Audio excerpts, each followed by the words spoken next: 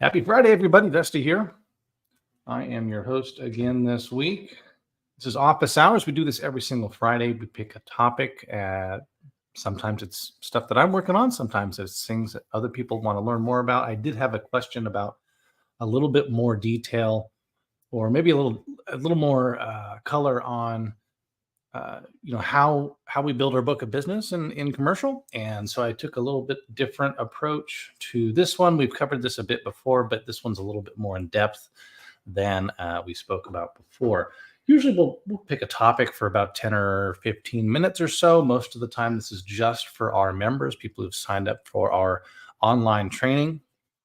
Every once in a while we will put this out to different areas on the internet, Facebook and YouTube. In case you want to join us, you can join us at there's a special we have right now where it's $1 for this quick start toolkit that we're testing out some metrics on, and you can sign up at straighttalkacademy.net. That's probably the best way to start. It teaches you to close your first commercial transaction, which statistically realtors who close one commercial transaction a year, as opposed to commercial realtors who close only residential, make over twice as much average money. So if you want to, obviously on average, make twice as much or more commissions than you did this year, I would suggest on trying to figure out a way to learn commercial enough that you can close at least one of those next year. So again, today we'll talk about this topic. If I don't have any questions by the end, we'll just go ahead and wrap it up. If there are questions, you have me for up to an hour, because the whole point of this is so that you guys can learn, you guys can ask questions, we can troubleshoot things, we can review letters of intent or anything that you're dealing with buyers. We can help address that here, because that is why you signed up, not just for the training, but so you can talk to a live commercial broker. Now, so we're going to talk about two things. We're going to talk about the database, how to maintain the database, three things: the database, how to maintain it, how to grow it, and then how to do the two-part listing. And this will kind of take us on the path of what a commercial broker does day in and day out. Okay. Now, typically a commercial broker will monitor the sales and leasing activity of a certain group, basically a farm, usually in our area. Sometimes it can be a broad area if it's a specialty type. There's a guy I mentioned before in California who only does marinas. And so if there's a marina, you call, I forget his name, I haven't done a marina in a while, but you call him. And usually this is within a certain area where you can visit these properties, and you will look ideally and monitor between 2,000 and 5,000. A lot of successful commercial brokers will monitor between 1 and 3, but the goal, the dream would be 2,000 to 5,000 properties in your specific niche. So this isn't going to be just properties. This is going to be, for me right now, we are building our database on retail strip centers, 25,000 square feet now or less. Really just your mom and pop strip centers in my area. And we've got a list of about 600, and then we'll grow that out as we continue to, and I'll show you, pull them from the cold side into the warm side of our database. Another key is how we build that database up to that number and then nurture it. It's not enough that we've got a list of numbers and we called them once. We need to constantly be approaching them and trying to get, the key is not just to have their numbers and have a number of the owner. The key is to get as much information about your specific niche in your specific area as possible, because, for example, CoStar is how we do a lot of our research up front. A lot of people will use CoStar. CoStar essentially, every time a building is sold, will call the selling broker, they'll call the buying broker, the buyer and seller, they'll call everyone involved that they can find and ask them very simply, what did that deal look like? Okay. And sometimes they get a lot of information, sometimes they don't.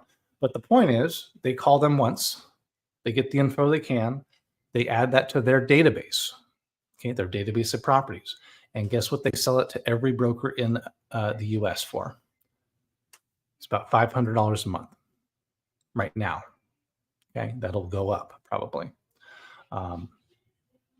That's how much we pay per month to have access to the information that they just sold back to us. So while you're in the commercial field, you should be growing your database so you don't necessarily have to do that. You have the list, the 2,000, 5,000 person list of the properties that you monitor like they do, except you got a lot more information than they do. You have spoken to the owner several times. You've probably got the, books and records at some point. And you've added all of this to your database. So that's the key, is you're going to need a CRM that will help you monitor all of these, and that will allow you to quickly pull down comps, because your comps are going to eventually be better than CoStar's comps. And if you're doing this on a regular basis, you're growing your database, you will be an incredibly successful broker. But it takes time and patience, and you have to be able to maintain that database as you grow it. Okay, I'll show you what that means. So let's talk about building our database first, right? So there's a couple of methods here. Here's what we're doing. We'll build it through cold calls and lead magnets. I can't go door knocking like a residential agent, because the owners of these things are all over the country. So I can't go to them. I have to find their number and call them, or I have to mail them, or I have to attract them through some sort of lead magnet. Okay, and there's different ways to do that, but those are the basic ways that we do this. And the goal of that is to take a list from zero. Make sure you have a specific farm, but take that from zero and build it on out, right? So eventually you have 2,000 to 5,000 properties that you are then reconnecting with constantly. Okay, we're doing this methodically, and we're keeping track of everything because information is very valuable. Okay, and if you're not keeping track of all of the information that you can, the properties they own, how many units they have, all the amenities, when they bought it, what their strategy is for disposition or acquisition. If you're not keeping track of as much of that as possible, then there's no point in doing these calls. There's no point in growing your database, because you're not going to be successful. Okay, so you need to be able to monitor all of that. Now, I use my CRM. It's a one that I've built myself, but you can use BuildOut. Will allow you to maintain a database, as well as, now it's contacts. It'll maintain contacts. It'll also allow you to maintain the properties as well. So that could be probably one of the cheaper ways to do that, is because it's all in one spot. But I use a couple different things for mine. All right. So now we want to know of the database. I kind of put it into two categories, even though everyone's on the same list. Okay, there's a cold database that I have not spoken to. I'm not sure the information I have is correct. These are things where maybe I've pulled the contact information from CoStar, and it's a hit or miss sometimes. Sometimes it's better. There's different places where you can pull the contact information. CoStar is one of them. Less expensive would be Reonomy. Less expensive still would be Prospect Now. Those are some of the three tools that you can use to look up commercial owners of any type in your market and start to build that list. Now, so once you pull a list, that's a list where you don't know if you have the right information for the owner. So you're going to start having a weekly goal of contacting a certain amount of them. A good metric to use when you're starting from zero is say, hey, I'd like to have 5 new contacts every day, right? So however many people I need to call to get 5 new contacts a day, or you could even do by week. Let me run that number. What's by week? So you do 5 new contacts a week. That's 60 weeks. Maybe 10. What would it be? So 5 new contacts a day.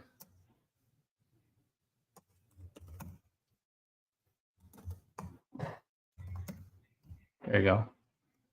If you use 5 new contacts a day as a good metric to try and reach every day. So that's people you've spoken to. If you speak to them, even if they hang up on you and say, I don't want anything, I'm happy with my property, that's fine. You can move them into your warm database. You have a contact that you know owns the property. And that's your whole goal. So if you move 5 of those from the cold database to the warm database, these are people you know you can call back, and then you're going to track calling them. That's a 12-week process to get you 300 properties in your warm database. Okay. What did I say? A successful agent will have 1,000 to 3,000. Okay.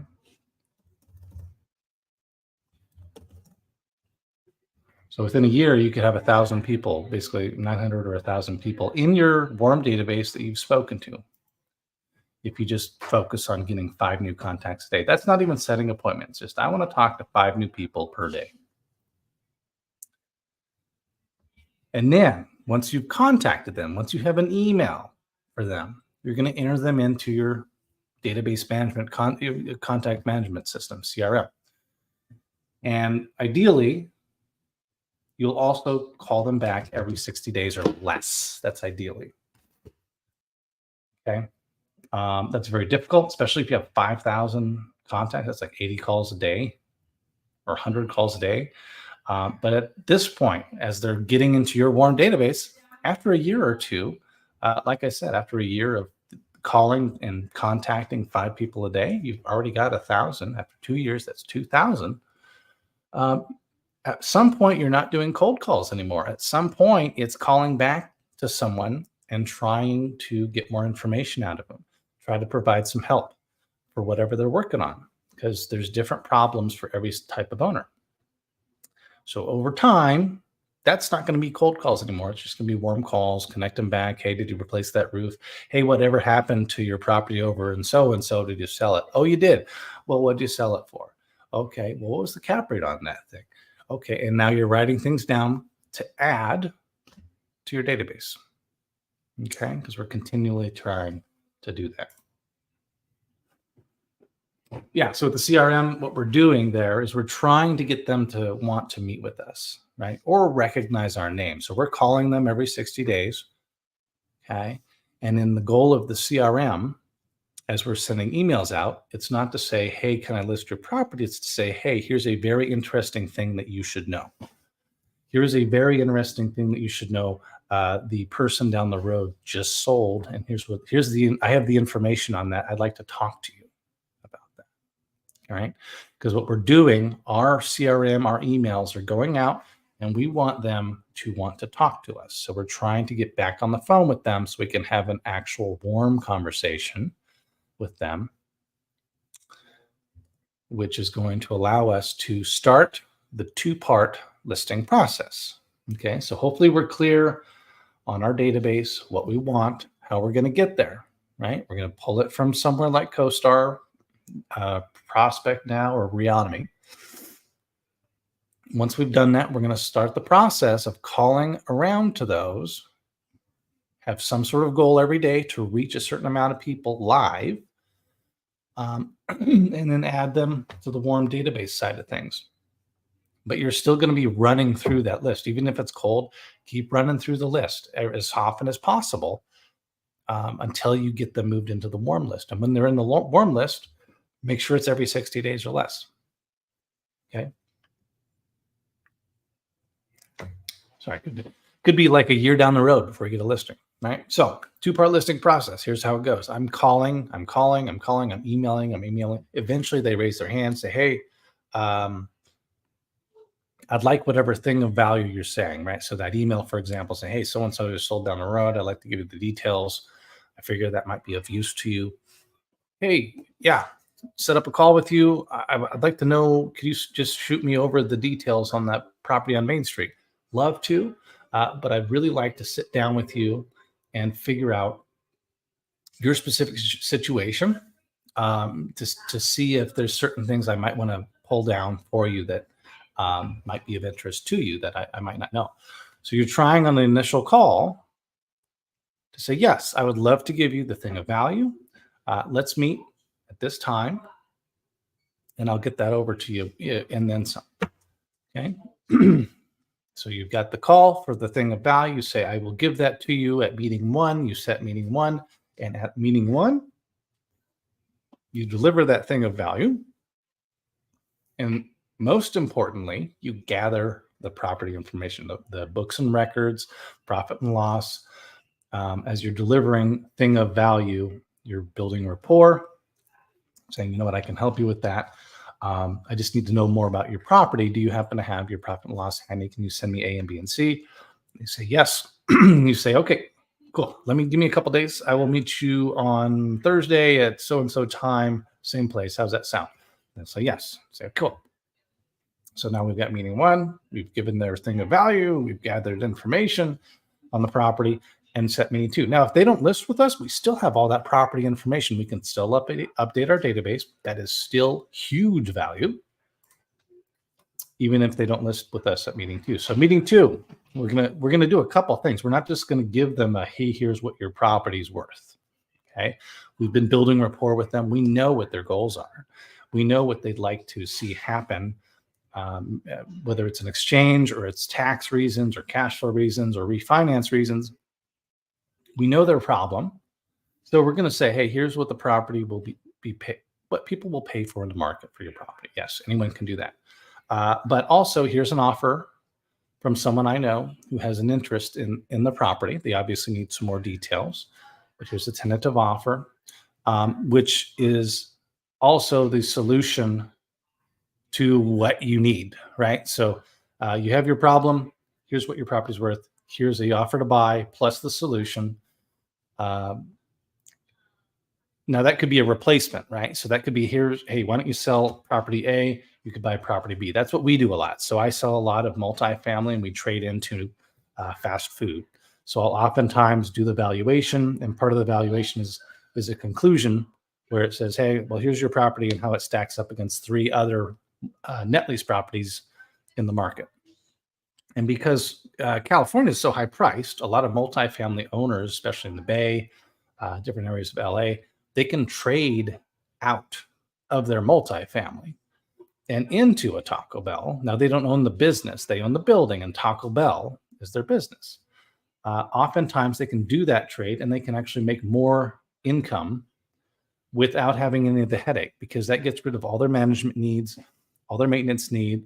The tenant pays the taxes, pays the insurance, pays for everything, off and on like a 15, 20-year lease, very well guaranteed. So it's a brain dead reason for them not to make a move, because oftentimes these owners too are worried about I'm talking about my database. I'm doing retail now too, but we do a lot of multifamily. Oftentimes that owner is worried about their heirs and how they might manage the portfolio. Okay, because they didn't spend their whole life building this portfolio of rental properties and running it. So handing that off to them when they decide to retire could be a big problem and a big strain on their mind, because they don't want to cash out and pay a bunch of taxes. But if they exchange, what are they going to exchange into? And then there's my solution. Okay. And then from there, they say, yes, let's list it or let's sell it. A lot of times or often the buyer doesn't work out, right? So you get a commission agreement, you get a listing agreement. The offer does not work out with the buyer. You can say, look, I've already got the marketing materials together. Why don't we just list this? They say yes. Oftentimes that's how people will secure the listing, by just bringing an offer. That's a pretty common practice.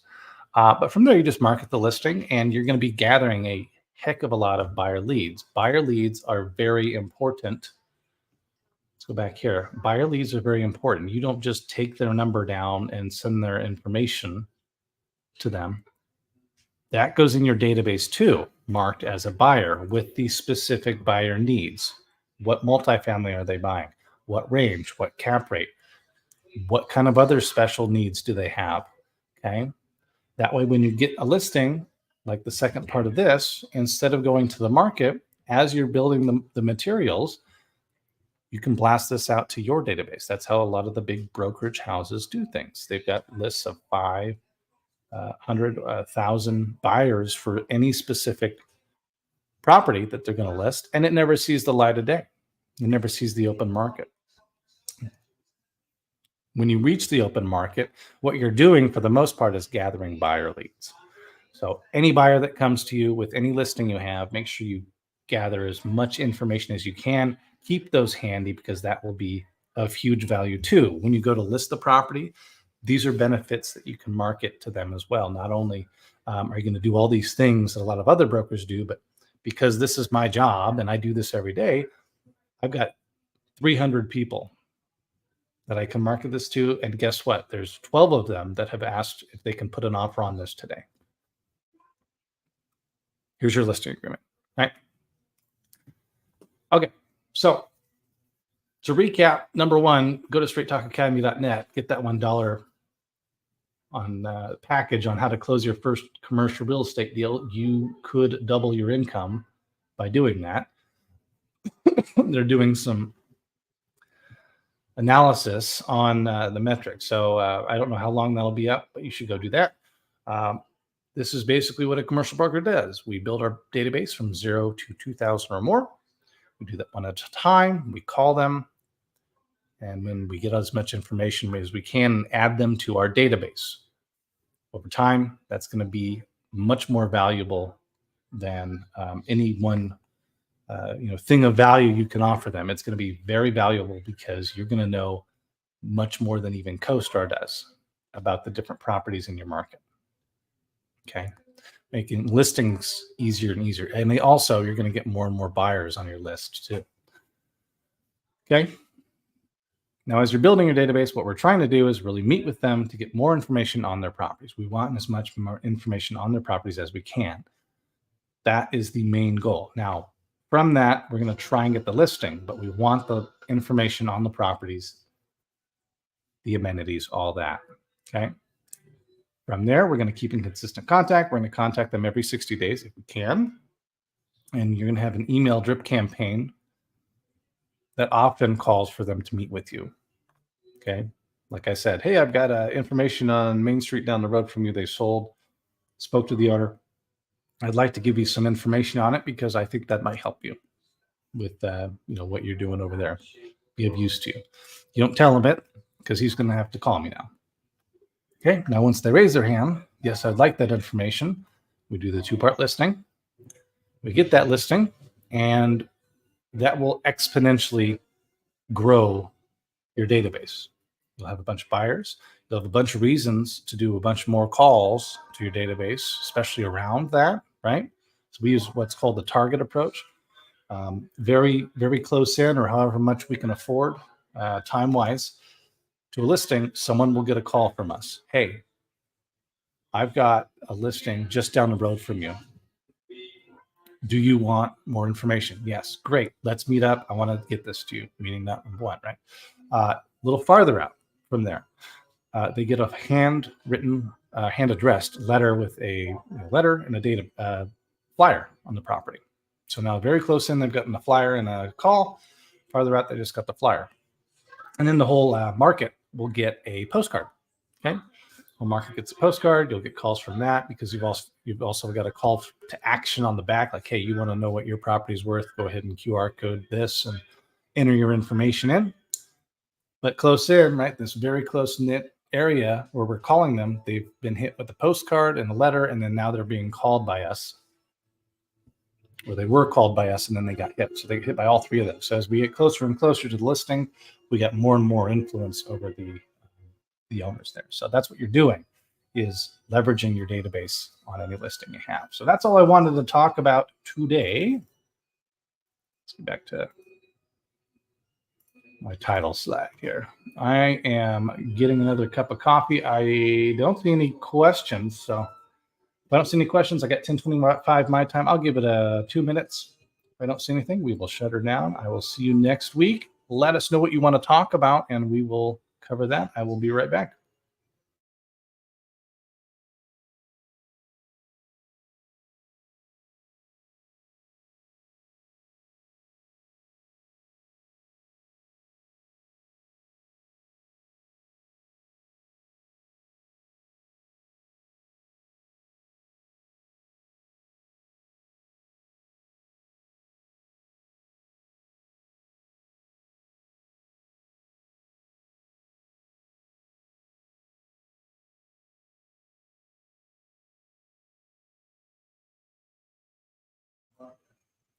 Right. Don't see any questions yet. I'll give it a minute or two more. I am in the background here. That was really all I wanted to cover. If you want to ask any questions on that, let me know. I'll be here for probably give it a minute or two.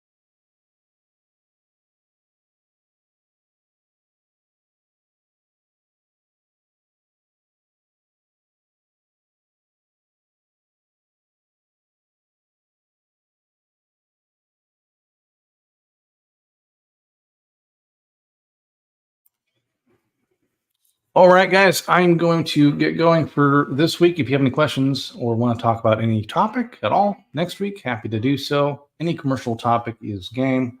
You want to learn about a product type, you want to learn buyers, sellers, escrow, letters of intent, whatever floats your boat, let us know. We will cover it next week. This is entirely up to you. Otherwise, I'm just going to pick something at my fancy and cover that again. We will see you next time.